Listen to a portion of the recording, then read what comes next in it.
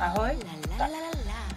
Jsem teďko stávala, jo, tak jako vypadám, no prostě vypadám.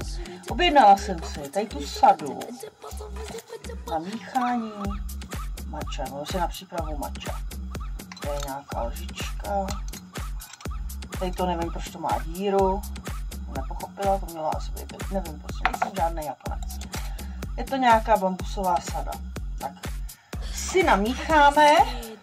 Čajík, vodu mám připravenou, tady takto vodu v hrnku. Namícháme si dobrou tu zelenou. Vidím tam dvě odměrky.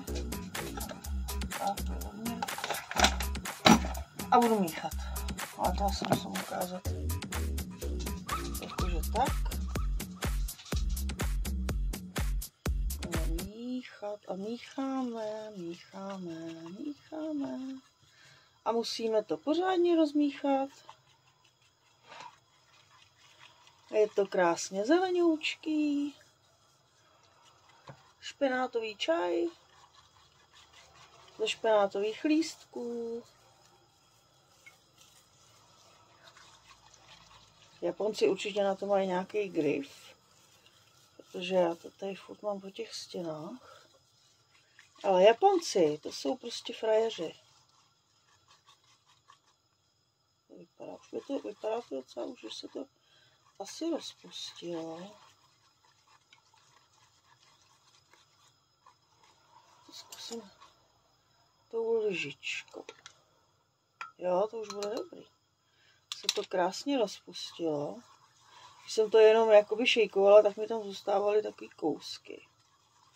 Takže teď to vypadá, že už je to jakože rozpuštěné. Tak jdeme vyzkoušet, jak chutná. To bude určitě dobrota a mňamka. Tak. Dobrou chuť.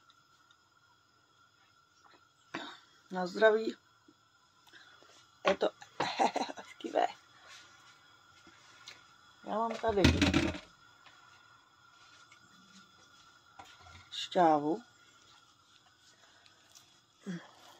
Tak musím si ji otevřít. No tak povol. Otevřeme si. No ona nechce povolit, sviňucha. Normálně nechce povolit. Musím položit telefon. A musím povolit šťávu. Tak. Pomerančová šťáva.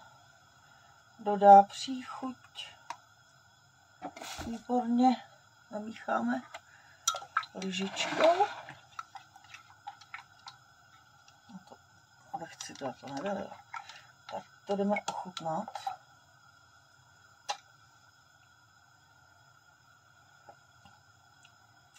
Lepší. Ale furt to není ještě ono. Citron.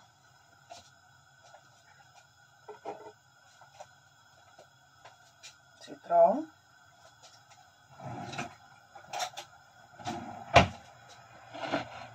Tak. Vymačkáme trochu citronu. Tak. Pořádně. Zamícháme, vypadá to pořád stejně zeleně. A ochutnáme. No a to je ono. To je to výborný. Možná, kdyby to stačilo jenom tím citronem trošku ochutit.